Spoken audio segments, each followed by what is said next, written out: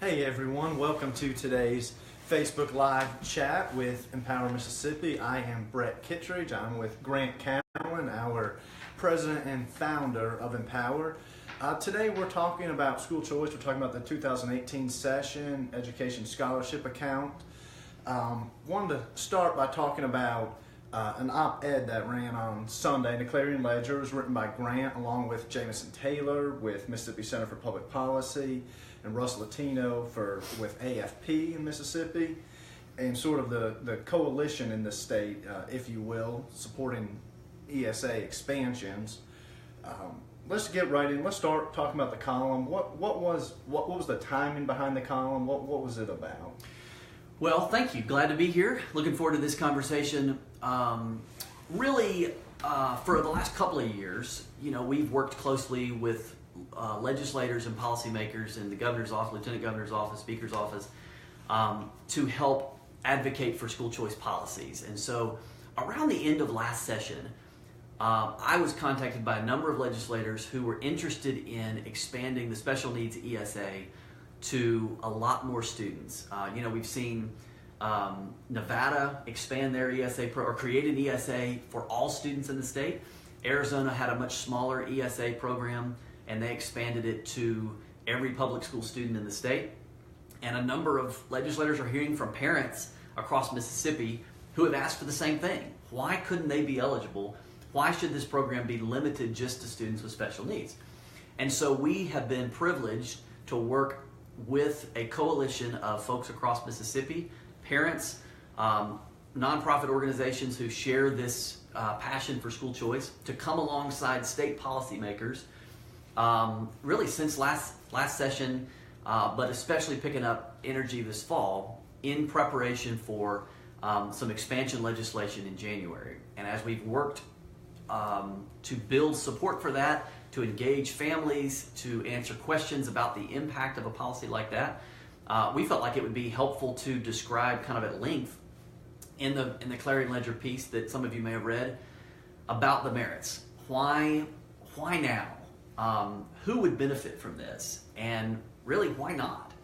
And so that was the purpose of the piece. I was thrilled to work with Russ Latino of Americans for Prosperity and Dr. Jamison Taylor at Mississippi Center on that piece. And they are just a part of a much broader coalition that is going to be supporting a significant expansion to the special needs ESA program starting in January. Sure.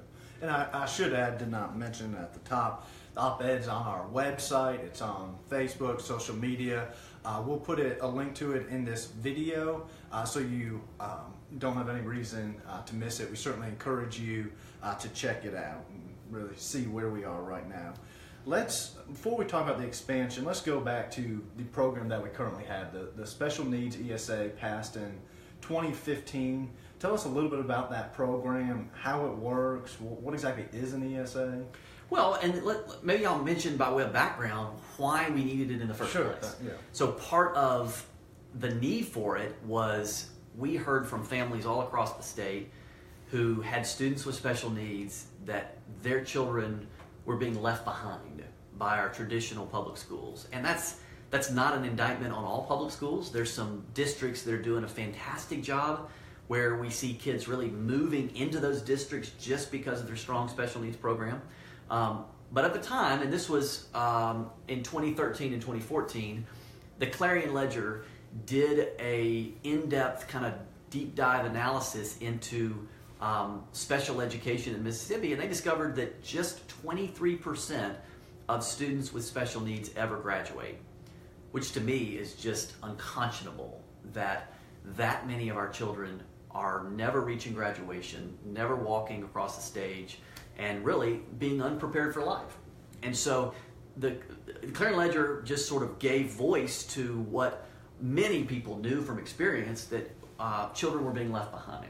And so we got involved early in 2014 to help advocate for the Special Needs Education Scholarship Account program. And what it is basically an option for parents who want to who know that their child is not being served well in a traditional public school and want to opt out for something else. And so the ESA program gives parents a scholarship account with about $6,500.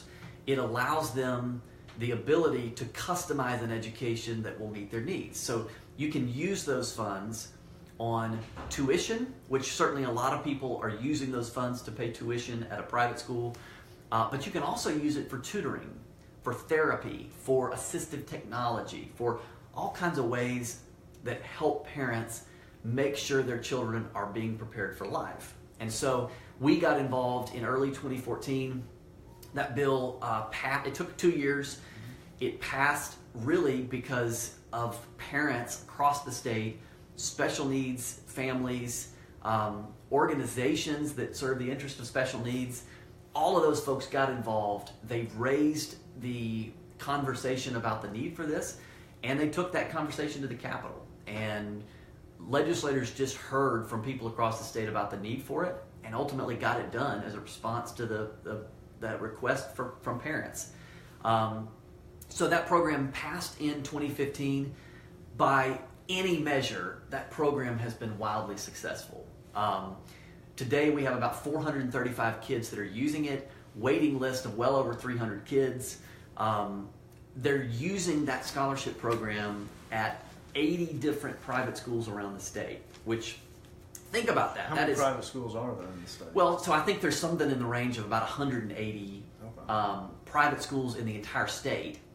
And to know that there are, out of the 435 kids that have a scholarship, they're at 80 different schools, tells you there's significant options out there, schools that are available to serve kids, and the biggest barrier is really financial.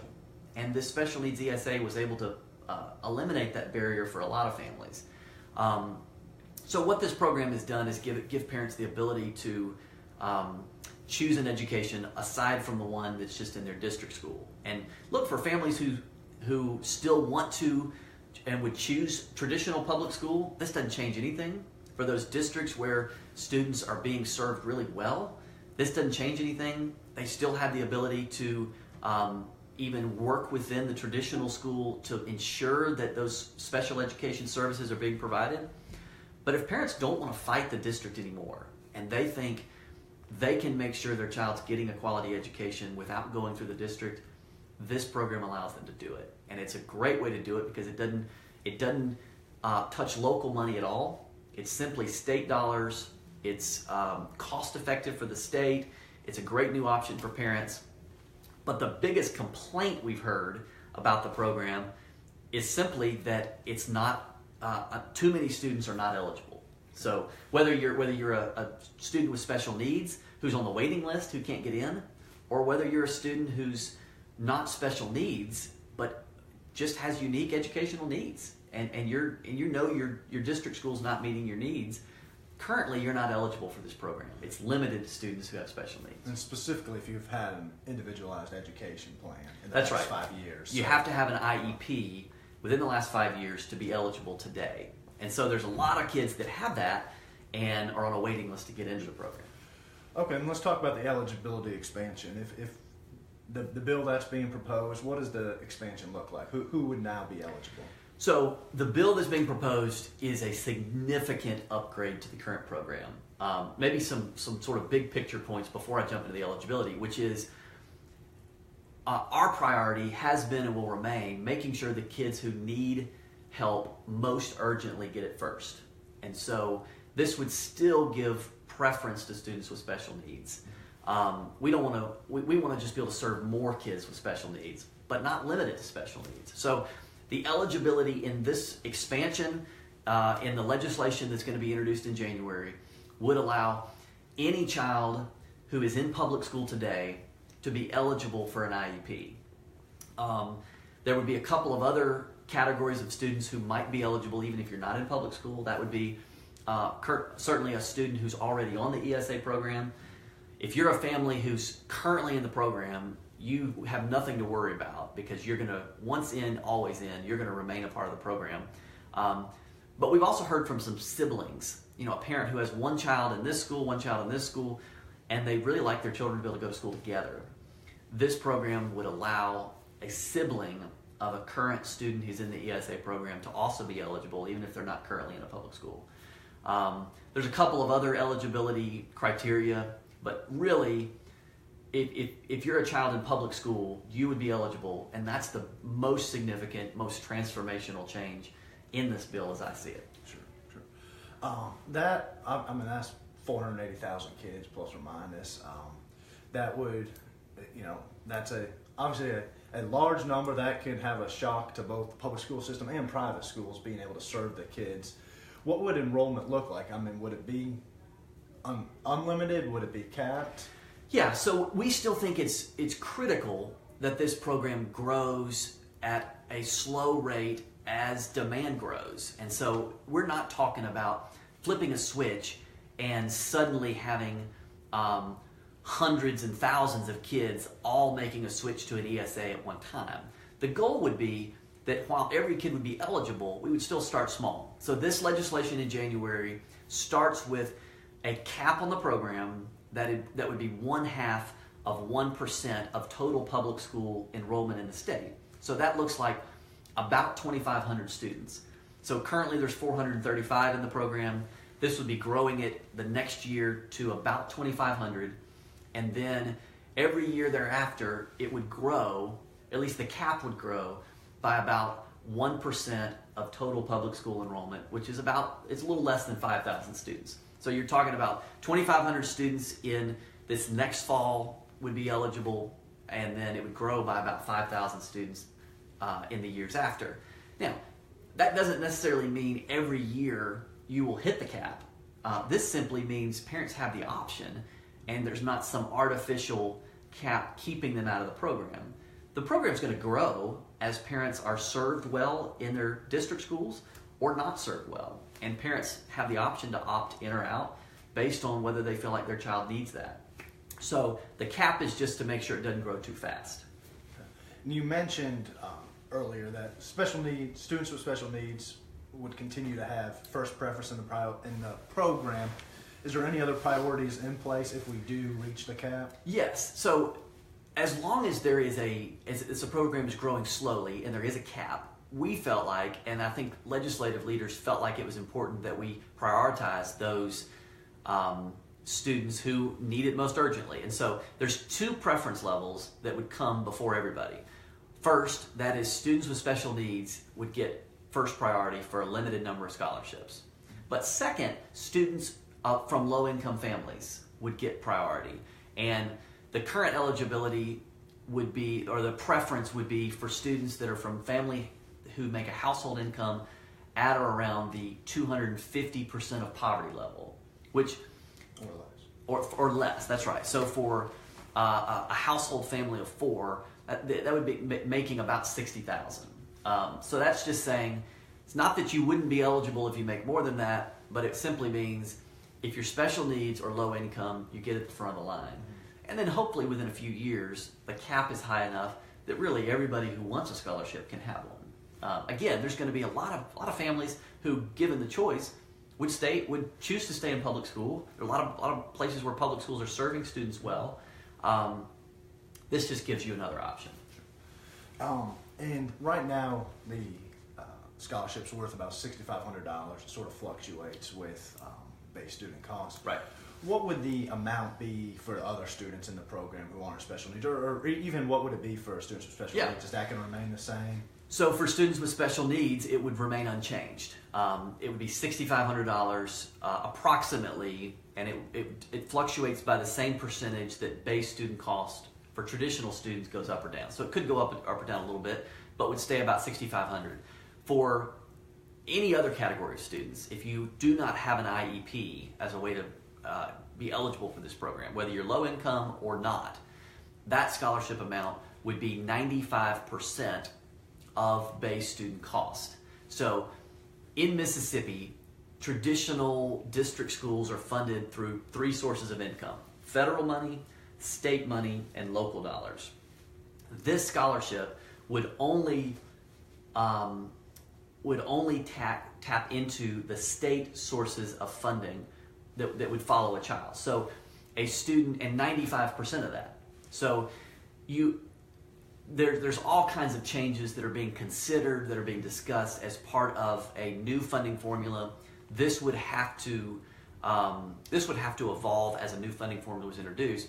But currently, base student cost is about $5,000, and so 95% of that would be a high 4,000s, and would be certainly enough to really help close the gap for families who couldn't otherwise afford a private education if they felt like their needs were not being served. So students with special needs would still get $6,500. Everybody else would get just a little bit less than $5,000, and that would only be spending state dollars. So local tax dollars, ad valorem taxes and otherwise, local dollars would stay in local district schools. And this would simply take the state dollars that would have followed a child to a district school, would now follow that child into a scholarship account that parents would control.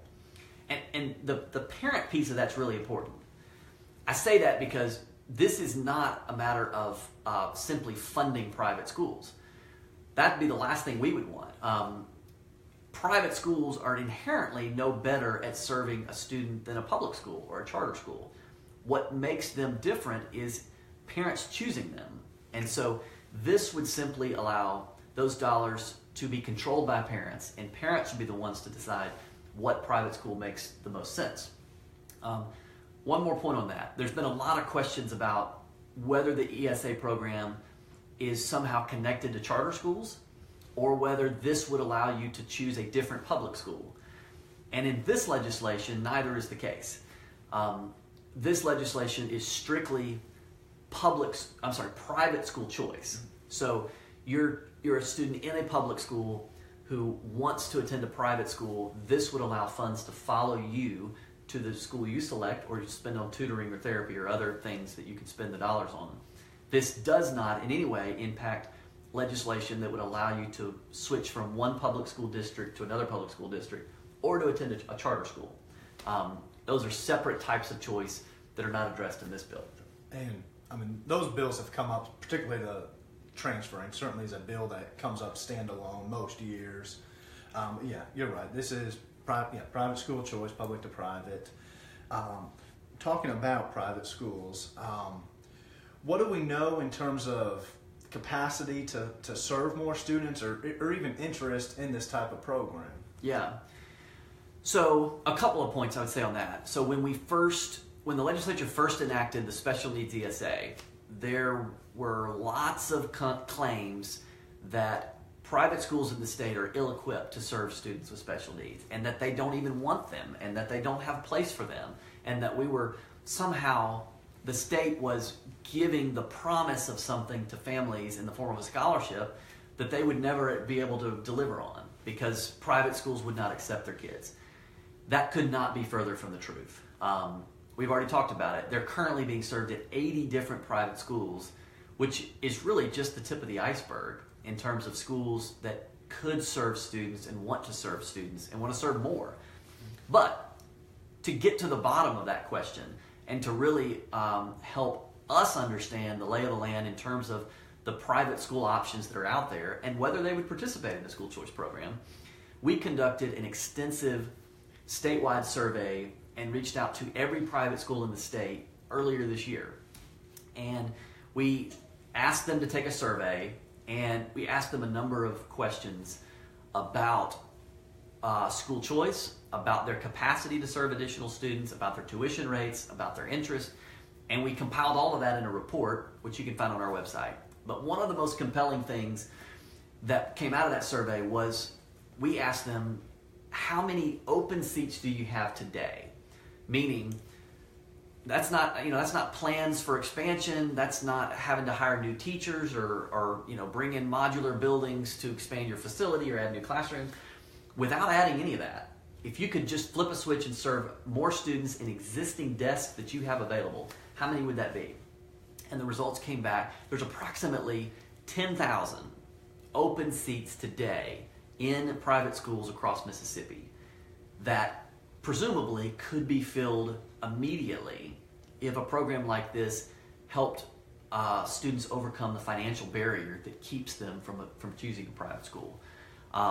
So that's a ton of seats that are going unused that wouldn't require additional teachers or facilities that could be served. Especially when we talk about the enrollments, 2,500 the first year. It would Right. be 10,000. So it'd be a couple of, years. that's right. So there'd be a couple of years before you even get there.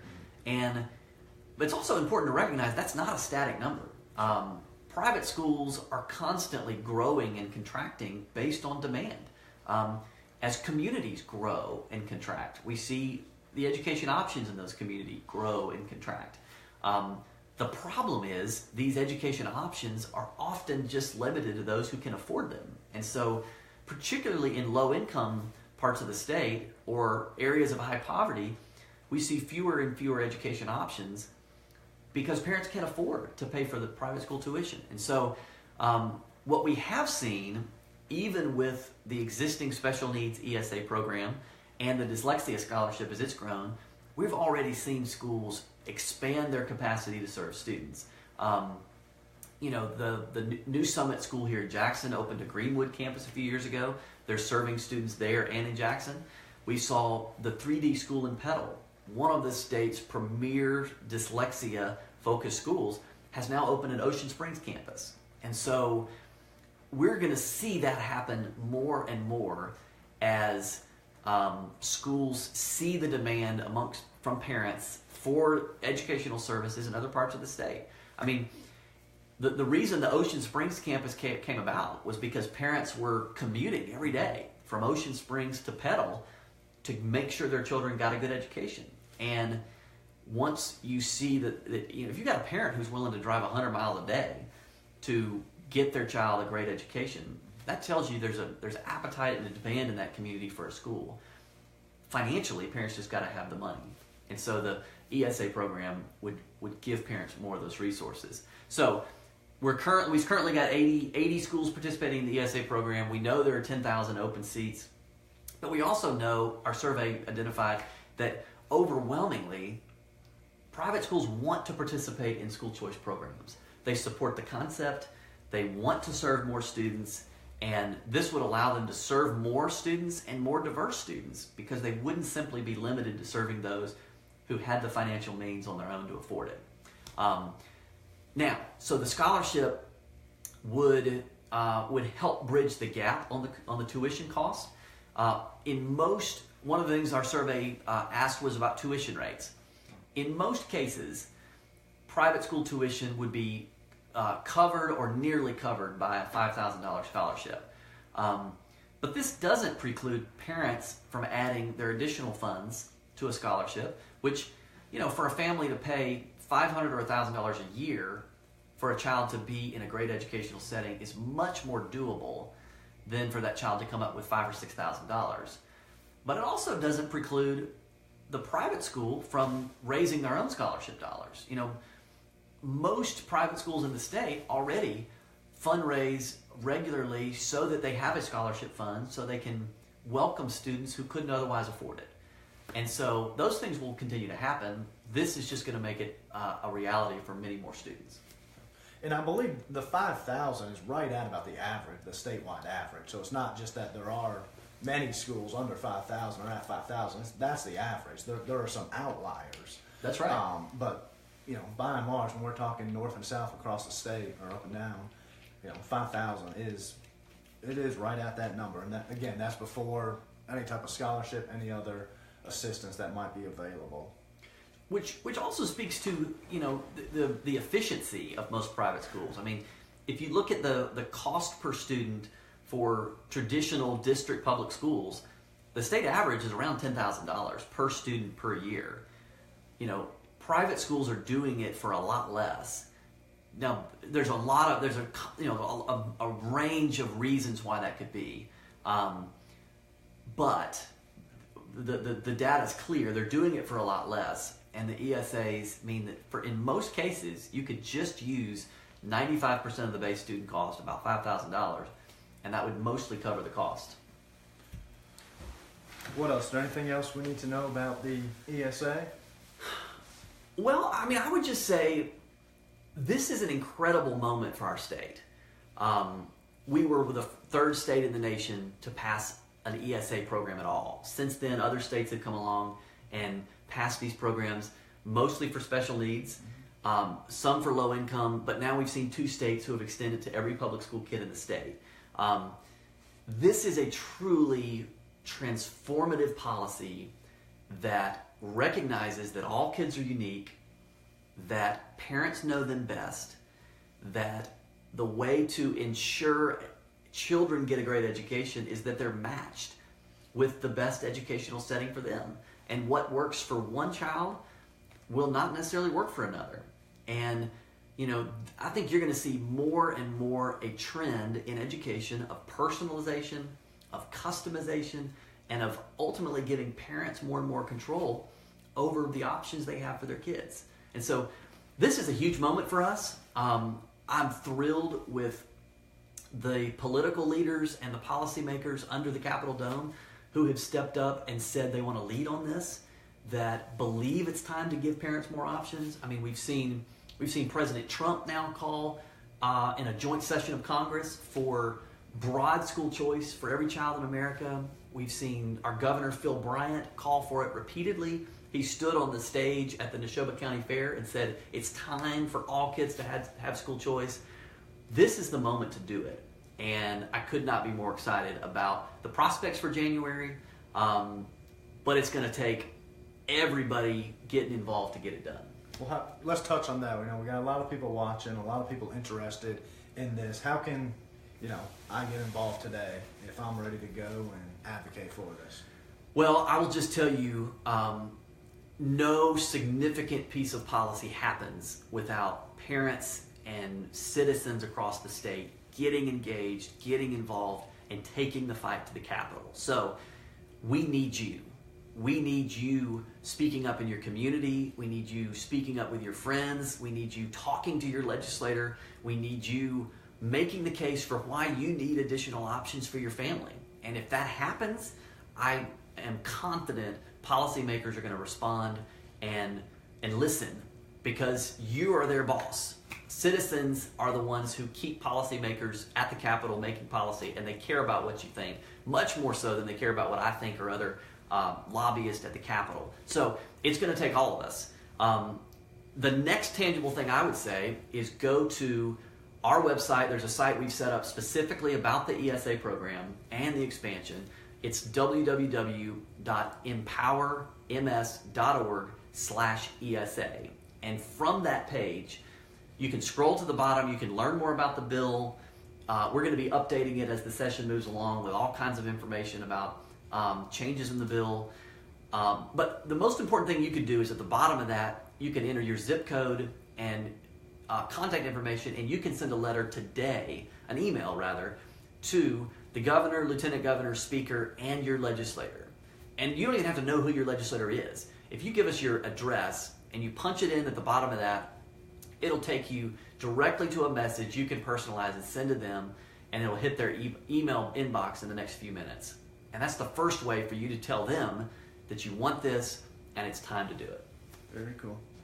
Anything else before we go? It's going to be a great fight, and we need your help. Well, we appreciate everyone tuning in today. We do promise we'll have more live videos updating you throughout the session. But in the meantime, we hope you have a Merry Christmas, Happy Holidays, and we will talk to you soon. Merry Christmas.